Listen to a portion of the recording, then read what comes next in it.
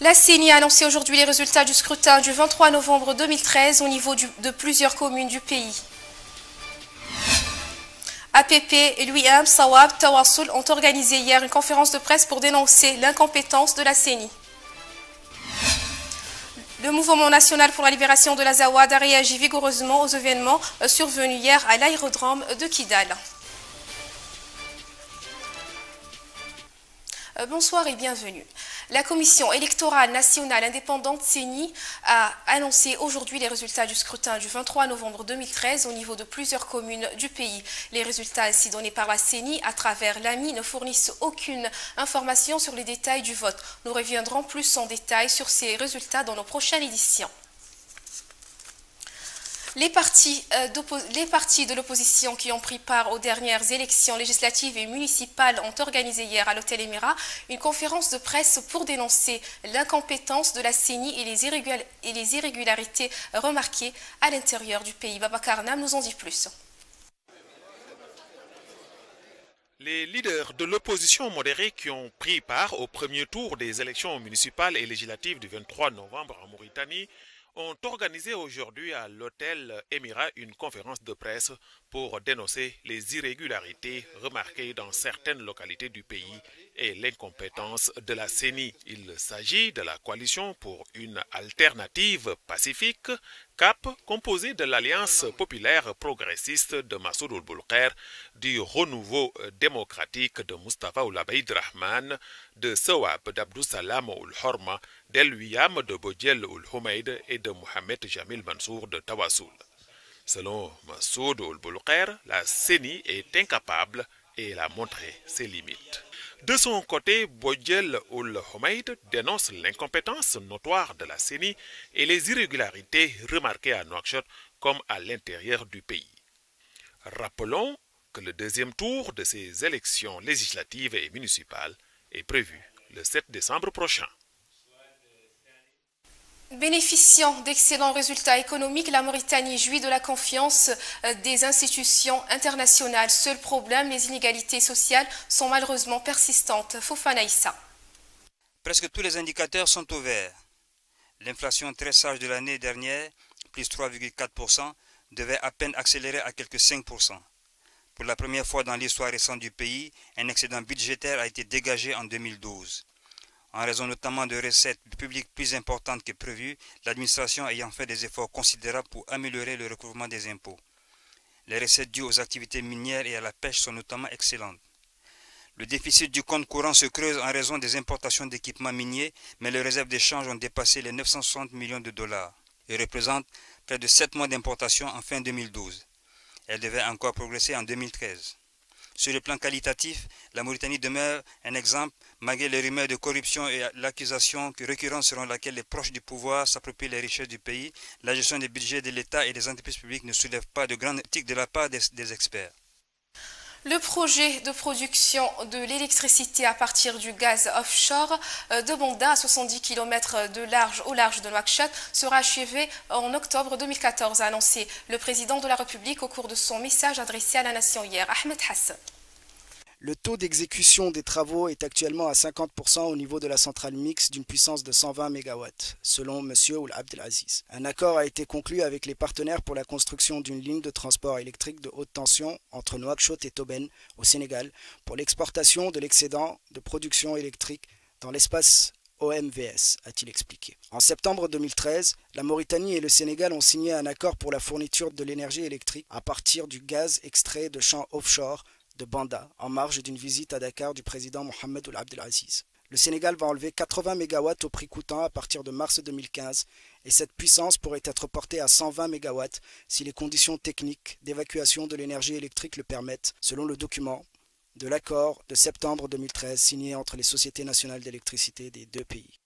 Actualité internationale à présent, le MNLA a réagi vigoureusement aux événements survenus hier à l'aérodrome de Kidal, menaçant de reprendre les hostilités. Ahmed Hassan. Jeudi, l'armée malienne aurait tiré contre des manifestants venus protester contre la visite du Premier ministre à l'aéroport de Kidal, ville du nord du Mali contrôlée par les rebelles Touareg. La rébellion Touareg a annoncé vendredi qu'elle reprenait la guerre contre l'armée malienne après les exactions commises par cette dernière jeudi à l'aéroport de Kidal qui ont fait 1 mort et 5 blessés.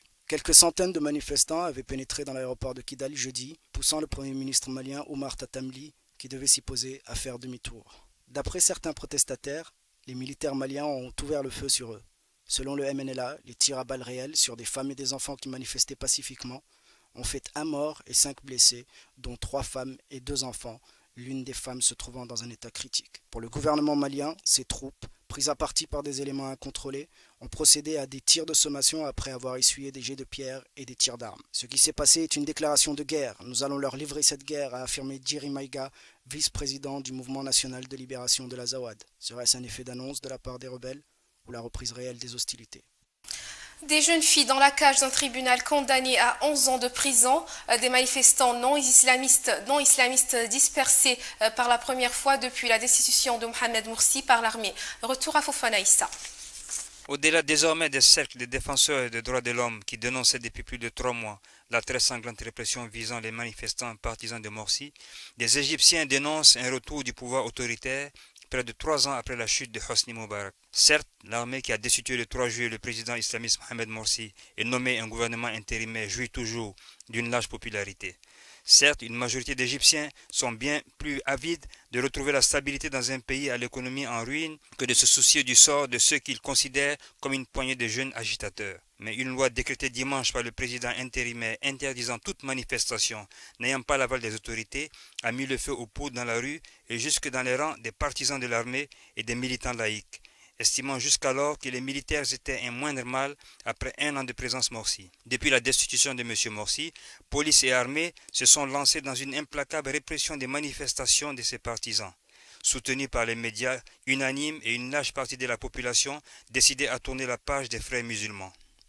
Depuis le 14 août, plus de 1000 manifestants pro-Morsi ont été tués et des milliers arrêtés, ce qui n'a guère ému la vaste majorité des Égyptiens.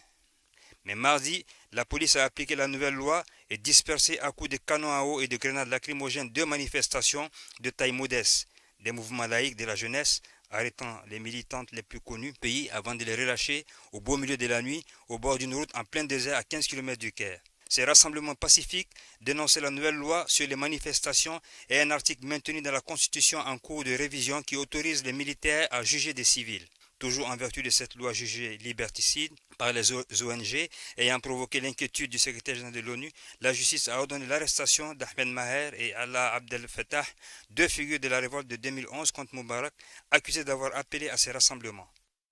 Le 29 novembre 2012, la Palestine accède au statut d'État observateur non membre à l'ONU. C'est une journée historique, disait Mahmoud Abbas. Nous restons avec Fofana Issa.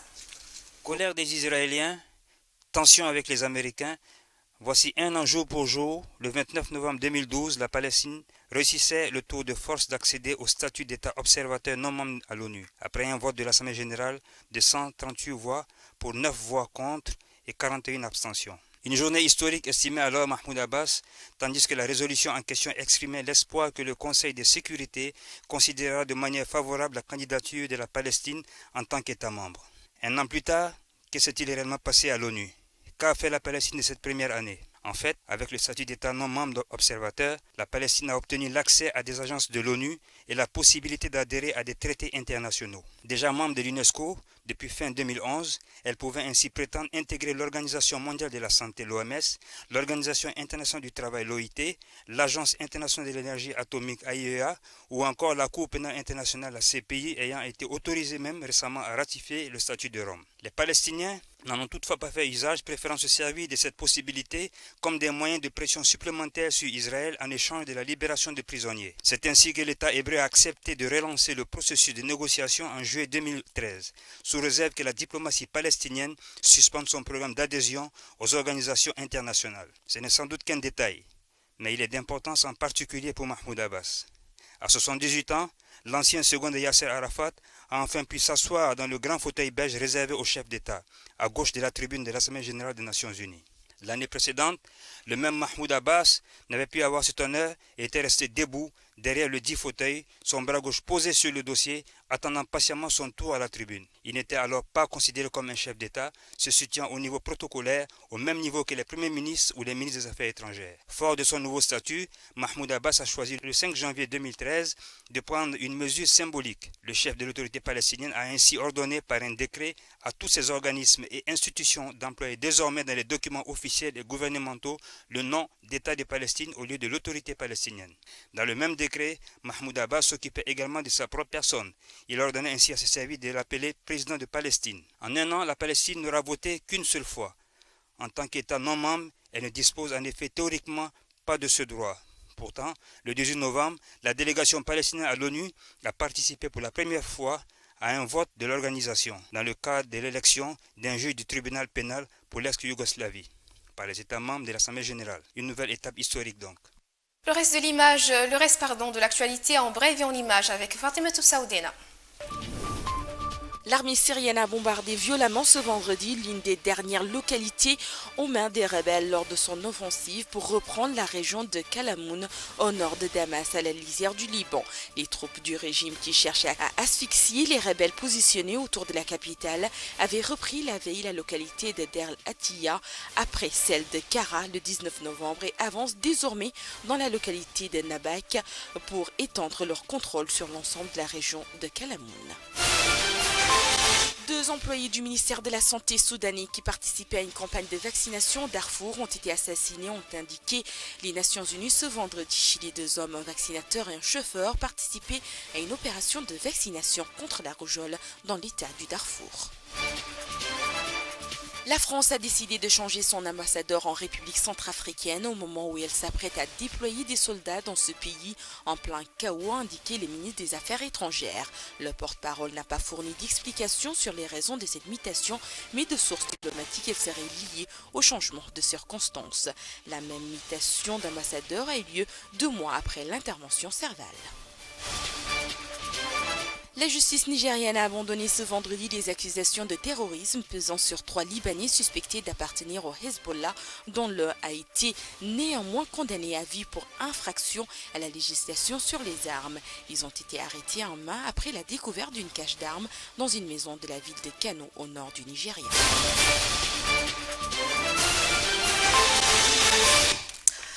Ainsi s'achève notre journal. Le rappel des titres.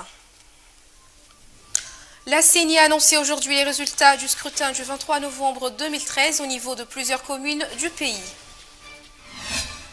APP et l'UIM Sawab Tawassul ont organisé hier une conférence de presse pour dénoncer l'incompétence de la CENI. Le mouvement national pour la libération de l'Azawad a réagi vigoureusement aux événements survenus hier à l'aérodrome de Kidal. Merci mesdames et messieurs de votre aimable attention. Merci de rester fidèles à nous et rester au programme de l'Ouataniya.